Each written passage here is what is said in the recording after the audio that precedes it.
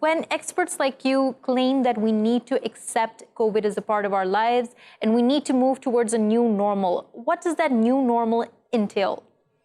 I think when we understand that this is going to be here for another few months, maybe another year or two, a good example is how we drive. We don't just hand a car to a 16-year-old and say, go on the street, because they will wreck the car. And we don't stay in our homes forever scared of driving. So there are some rules, there are principles. You understand the road ethics, and then you do some training. And then after all, you start driving and you don't have accidents. So there are same parallels here.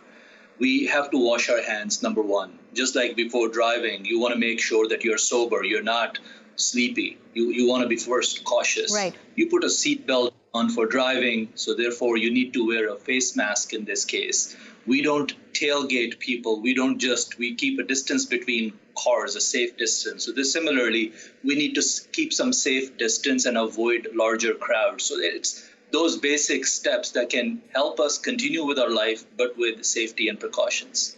Right. Dr. Younus, thank you for that analogy. And it is one that I think really would resonate with people. But when we're talking about the duration till the vaccine comes, also talking about any new normal means talking about what happens after a vaccine comes. Now, earlier in conversation with Dr. Mohammed Munir, a virologist who joined us from the UK, was telling us that no vaccine will probably have 100% efficacy. So in that regard, there will probably have to be some permanent changes in human behavior. Do you see that in the same light?